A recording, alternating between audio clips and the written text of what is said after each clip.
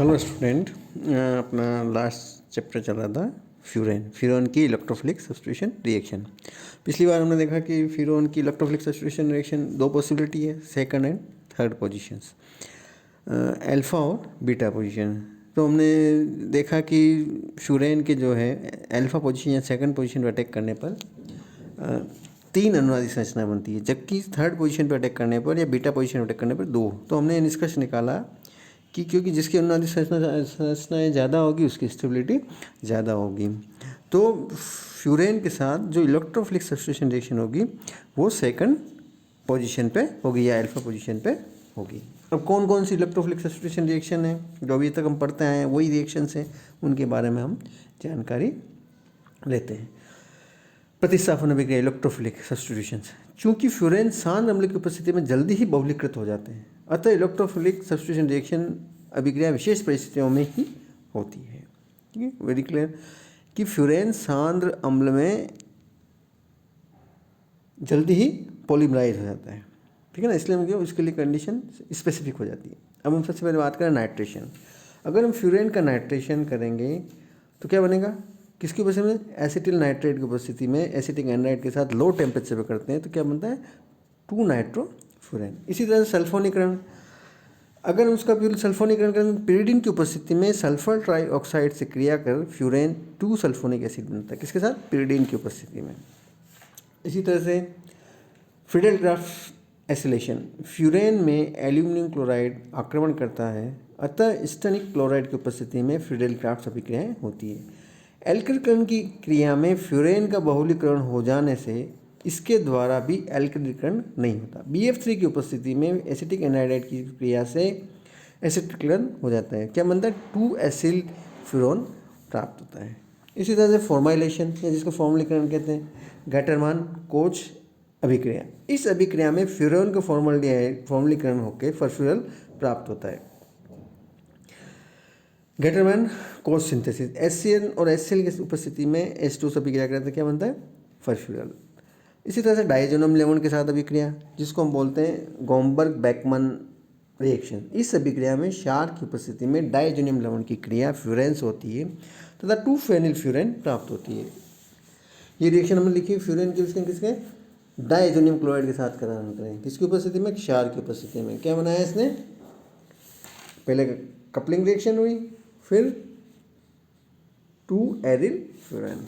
इसी तरह से हैलोजनीकरण, फ्यूरेन का हैलोजनीकरण होने से 2 हैलोफ्यूरेन प्राप्त होती है, जबकि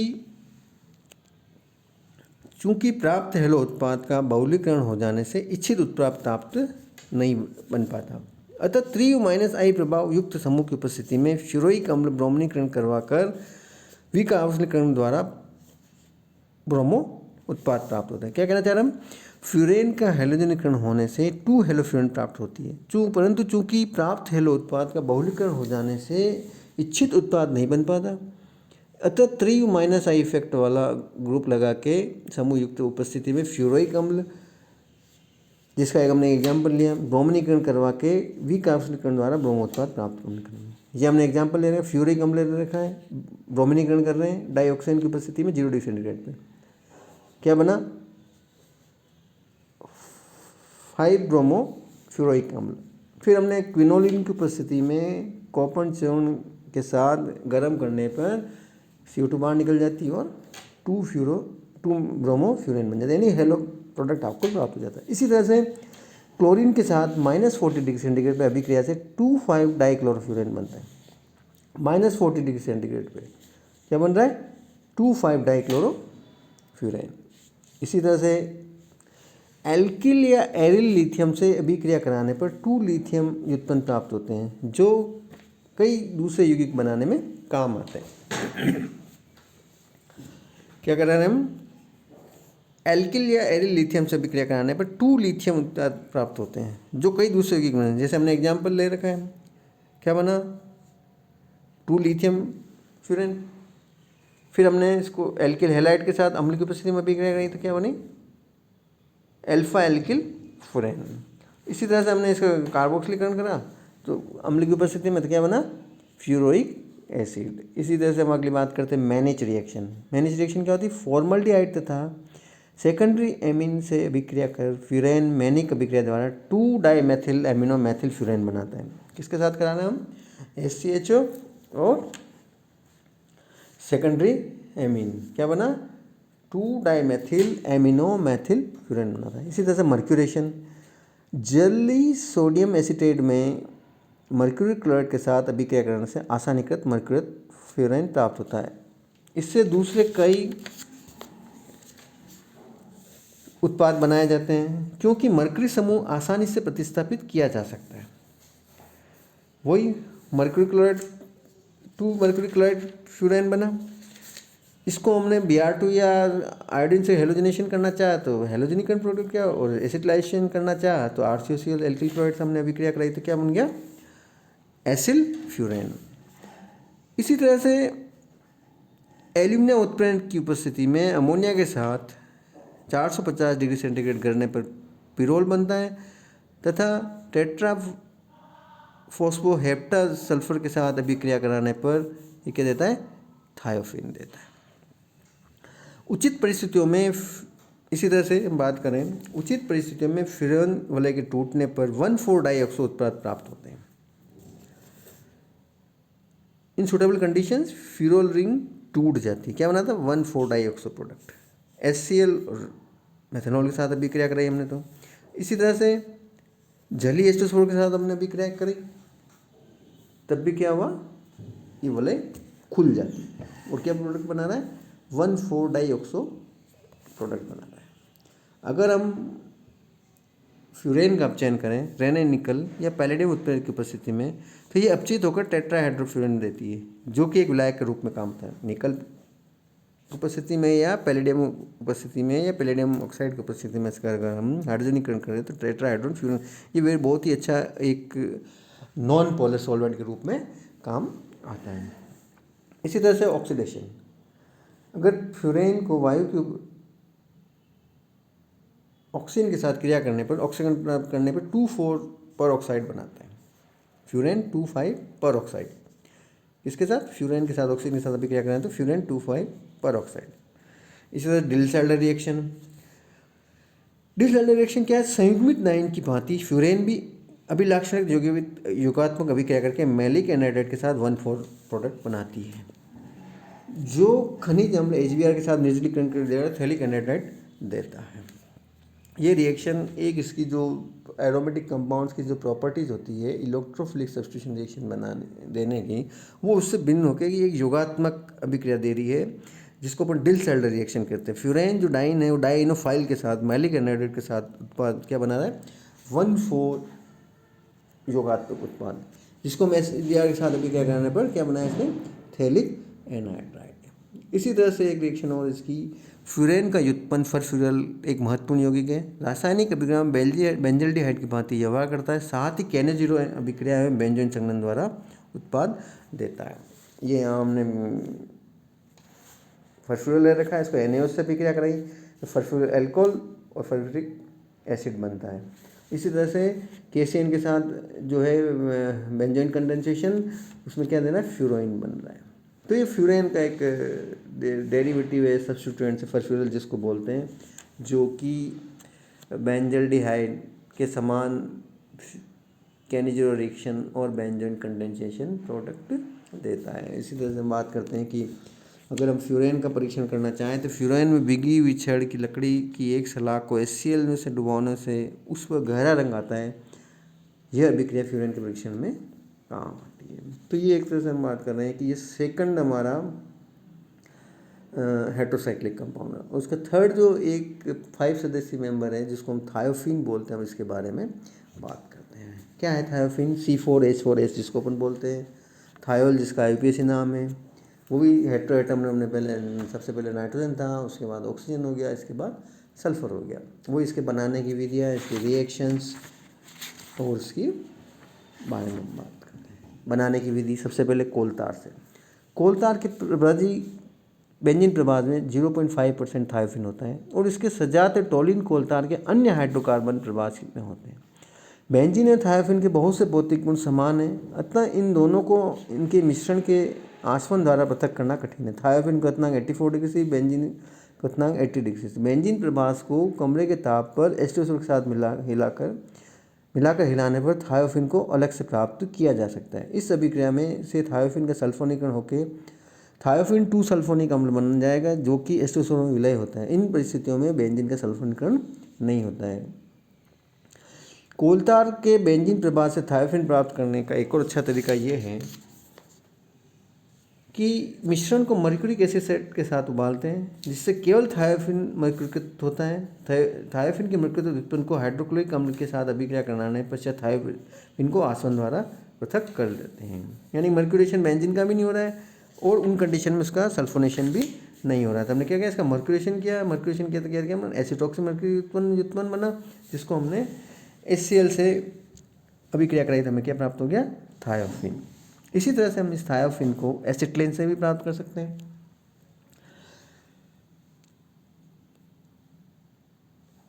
एसिटिलीन को H2SO4 की साथ अभिक्रिया कराना, एल्यूमिनियम की उपस्थिति में 400 डिग्री सेंटीग्रेड पे अभिक्रिया कराना थायोफिन बनता है। एसिटिलीन की हम हाइड्रोजन सल्फाइड के साथ एल्यूमिनियम ऑक्साइड की उपस्थिति में 400 डिग्री सेंटीग्रेड अभिक्रिया करें तो भी थायोफिन बनता है। इसी तरह से सोडियम सक्सीनेट से भी हम फॉस्फोरस ट्राइसल्फाइड एवं सोडियम सक्सीनेट की अभिक्रिया से भी थायोफिन प्राप्त होता है। ठीक है। एल्काड आयन से भी हमें, जब एल्काड आयन्स को गंधक के साथ गर्म करते हैं तो थायोफिन उसके उत्पन्न बनते हैं। एल्काडाइन 1,3-ब्यूटाडाइन को हम H2SO के साथ गर्म करते हैं, सल्फर के साथ, तो H2S बाहर निकलती है और थायोफिन बनता है। इसी तरह आइसोप्रीन को हम सल्फर के साथ गर्म करते हैं तो वही H2S बाहर निकले 2,3-मेथिल थायोफिन बनता है। इसी प्रकार हम नॉर्मल ब्यूटेन तथा सल्फर की वाष्प प्रावस्था में अभिक्रिया से भी थायोफिन प्राप्त की जा सकती है। यानी कि किसके, ब्यूटेन को हम सल्फर के साथ 500 से 650 डिग्री सेंटीग्रेड पर गर्म करते हैं तब भी थायोफिन बनता है। पोल नोर सिंथेसिस, जब एक 1,4 डाइकार्बोनिल यौगिक को फॉस्फोरस ट्राइसल्फेट के साथ गर्म करने पर भी थायोफिन बनता है। यही पोल नोर सिंथेसिस बिल्कुल जिस तरह से पिरोल के लिए था, जिस तरह से फ्यूरेन के था, सिमिलर उसी तरह से थायोफिन के लिए भी है। 1,4 डाइकार्बोनिल कंपाउंड को P2H3 के साथ गर्म कर रहे हैं, वही जिस तरह से मैकेनिज्म जिस तरीके से था 2,5 डाई एल्किल थायोफिन बनता है। इसी तरह एक विधि और है, सोडियम मेथॉक्साइड की उपस्थिति में अल्फा डाइकीटोन की विक्रिया डाईएथिल थायो डाईएसीटेट के साथ कराने पर भी थायोफिन के कई उत्पन्न बनाए जा सकते हैं। किसके साथ अभिक्रिया कराने हैं, अल्फा डाइकीटोन की उपस्थिति, किसके साथ, डाईएथिल थायो डाईएसीटेट के साथ कराने पर NaOH की उपस्थिति में NaOH और अल्कोहल H2O के साथ गर्म करने पर एसिडिक कंडीशन में आपको क्या देगा, ये सब्स्टिट्यूट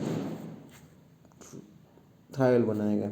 जो ग्रुप आपको अटैच करना हो वो उस 1 अल्फा डाइकीटोन के साथ आप अटैच करके इसकी अभिक्रिया बनाते हैं। इसके COS समूह है तो COS समूह को गर्म करके हीट करके बाहर निकाल सकते हैं।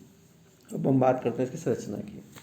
थायोफिन की संरचना पिरोल फ्यूरेन के समान ही होती है। समतल विन्यास के साथ इसके कार्बन कार्बन तथा कार्बन सल्फर बंध लंबाई एकल और द्विबंध के मध्य में होती है। थायोफिन की विशेषता यह है कि सल्फर की विद्युत ऋणता ऑक्सीजन एवं नाइट्रोजन से कम होती है और ये अपने अतिरिक्त 3D कक्षक भी उपयोग में ले सकता है, जबकि ऑक्सीजन और नाइट्रोजन ऐसा नहीं कर सकते क्योंकि 3D कक्षक उपलब्ध ही नहीं होते हैं। थायोफिन की अनुनादी संरचना अधिक होती है। नेचुरल सी बात है कि एक में p ऑर्बिटल युक्त कर रहा है, दूसरे में d एटॉमिक ऑर्बिटल यूज कर रहा है, जबकि ये चीज़ फ्यूरेन और पिरोल में पॉसिबल नहीं है। तो p ऑर्बिटल जब यूज़ करता है तो सल्फर के ऊपर पॉजिटिव चार्ज है, जब d ऑर्बिटल यूज़ करता है तो सल्फर के ऊपर नेगेटिव चार्ज है। तो यानी कि कुल मिला के इसके हम 10 अनुनादी संरचनाएं बना सकते हैं, क्योंकि इसके पास p एटॉमिक ऑर्बिटल भी है और d एटॉमिक ऑर्बिटल भी है जो कि रिजोनेंस से पार्टिसिपेट कर सकता है। तो थायोफिन की अनुनादी संरचना d ऑर्बिटल प्रयोग करते हुए थायोफिन की अनुनाद ऊर्जा 29 किलो कैलोरी पर मोल है, या हम जिसको कह सकते हैं 117 से 130 किलो जूल होती है। संरचना बिल्कुल वही पेंटागोनल स्ट्रक्चर है। सल्फर के पास 2 एटॉमिक ऑर्बिटल, दोनों में इलेक्ट्रॉन पेयर जैसे ऑक्सीजन के पास था उसी तरह से है, बस दोनों में जो डिफरेंस है वो किसका है, इनकी इलेक्ट्रोनेगेटिविटी का डिफरेंस है। बिल्कुल सेम स्ट्रक्चर जो पिरोल का था, जो फ्यूरेन का था, उसी टाइप से है, केवल और केवल जो डिफरेंस इनकी विद्युत ऋणता होगा। विस्थानीकृत अणु कक्षक 6 पाई इलेक्ट्रॉन रखता है। 4 पाई इलेक्ट्रॉन थायोफिन के 4 कार्बन परमाणु के 4 कक्षकों से और 2 इलेक्ट्रॉन सल्फर अणु के पाई कक्षक से वलय में आते हैं, जिससे एरोमेटिक शीर्षक बनता है। गुण: थायोफिन एक रंगहीन द्रव है जिसका क्वथनांक 84 डिग्री सेंटीग्रेड। इसकी बेंजीन जैसी गंध होती है। थायोफिन जल में अविलय है परंतु कार्बनिक द्रवों में घुलनशील है। इसके रासायनिक गुण बेंजीन के समान है। थायोफिन पिरोल और फ्यूरेन की अपेक्षा अधिक स्थायी है। पराबैंगनी स्पेक्ट्रम में 215 से 213 नैनोमीटर पर अवशोषण प्राप्त होता है। अवरक्त स्पेक्ट्रम में कार्बन हाइड्रोजन तनन के कारण 3000 से 3100 सेंटीमीटर पर, एरोमेटिक तंत्र के कारण 1500, 1490 और 1400 सेंटीमीटर पर बैंड देता है। एनएमआर स्पेक्ट्रम में अल्फा व बीटा कार्बन हाइड्रोजन प्रोटॉन के कारण टो का मान क्रमशः 2.81 और 2.96 प्राप्त होते हैं। थायोफिन की इलेक्ट्रोफिलिक सब्स्टिट्यूशन रिएक्शंस। थायोफिन में इलेक्ट्रोस्नेही प्रतिस्थापन जो पिरोल और फ्यूरेन की तरह 2,5 स्थिति पर ही होती है, वही जो हमने पिरोल के लिए थी वही बात यहाँ फ्यूरेन के लिए भी लागू होगी। सेकंड पोजीशन या अल्फा पोजीशन पर अटैक करने पर 3 इसकी रिजोनेटिंग स्ट्रक्चर बनेगी, जिसमें एक पे कार्बन सल्फर पॉजिटिव चार्ज है। अगर बीटा पोजीशन पे अटैक करेगा तो वही 2 पोजीशन या जिसको अपन थर्ड पोजीशन भी बोल रहे हैं, 2 स्ट्रक्चर बनेंगे, इसमें एक पे पॉजिटिव चार्ज है। नेचुरल सी बात है, जिसकी अनुनादी संरचनाएँ ज़्यादा होगी वो ज़्यादा स्थायी होता है, तो अटैक होने की संभावना किस पे ज़्यादा है, सेकंड पोजीशन पे। स्थिति 2 पर प्रतिस्थापन से प्राप्त संकर कार्बोनियम आयन 3 अनुनादी संरचना दर्शाता है, अतः यह अधिक स्थायी है। इसलिए थायोफिन में प्रतिस्थापन सेकंड और अथवा थर्ड 5th स्थिति पर होता है, न कि थर्ड और फोर्थ पोजीशन पे होता है।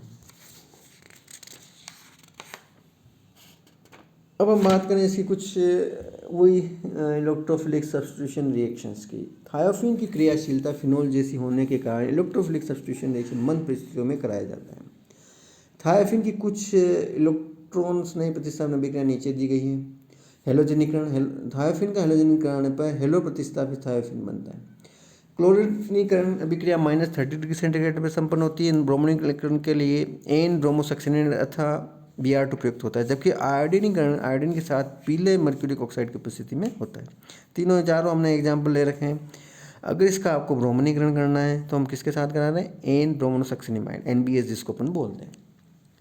क्लोरिनेशन कराना है तो हम किसको कराना है, इसको -30 डिग्री सेंटीग्रेड। क्यों, इसकी वलय ज़्यादा एक्टिवेटेड है, इस वजह से। क्या बनाया इसने, 2 प्रोडक्ट बनाए, 2-क्लोरोथायोफिन और 2,5-डाइक्लोरोथायोफिन। ब्रोमिनेशन सीधा ब्रोमीन के साथ कराना है तो उसको वही 2,5-डाइब्रोमोथायोफिन बन रहे हैं। आयोडीकरण करना है तो आयोडीन के साथ हमने मर्क्यूरिक ऑक्साइड की उपस्थिति में कराना है, 2-आयोडोथायोफिन बन रहा है।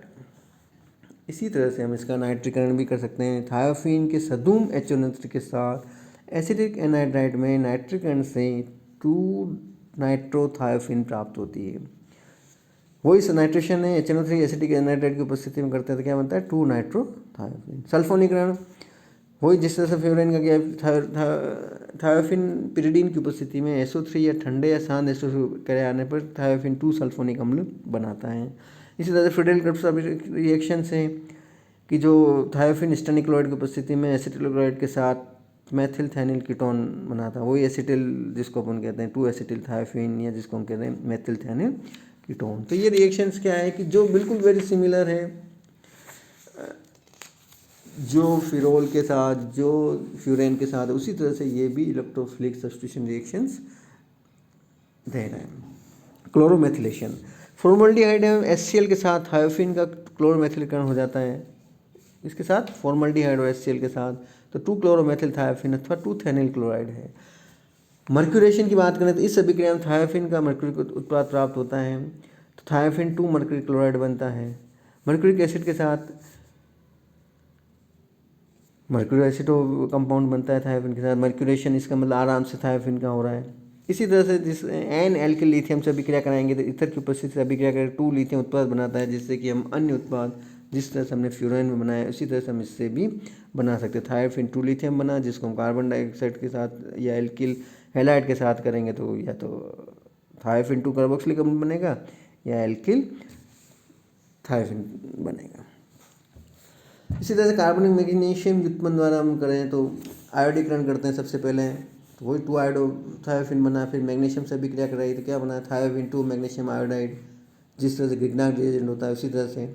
फिर RMGX होता है तो हमने यह क्या, थायोफिन ग्रुप जुड़ गया। फिर हमने इसको कार्बन डाइऑक्साइड और HCl से अभिक्रिया कराई तो कार्बोक्सी थायोफिन बन गया। इसी तरह फॉर्माइलेशन, थायोफिन की अभिक्रिया डाइफेनिमेथिल फॉर्मामाइड और POCl के साथ अतः क्लोरिक मेथिलीकृत उत्पन्न का ऑक्सीकरण कराने पर थायोफिन 2-एल्डिहाइड प्राप्त होता है। किसके साथ अभिक्रिया करा रहे हैं इसकी? थायोफिन की अभिक्रिया हम किसके साथ करा रहे हैं? डाइमेथिल फॉर्मामाइड और POCl के साथ कराने पर क्या बना? क्लोरोमेथिलीकृत कंपाउंड बन रहा है। फिर उसका हमने ऑक्सीडेशन किया तो क्या बना? दो तरह के तरीके, तो एक या तो ऑक्सीडेशन करने में थायोफिन 2 कार्बन एल्डिहाइड बना, और POCl के साथ करेंगे तो भी ये सीधा थायोफिन 2 एल्डिहाइड। Thank you. कुछ रिएक्शंस आगे हो रहे हैं, उसके बारे में आगे बात करेंगे। धन्यवाद।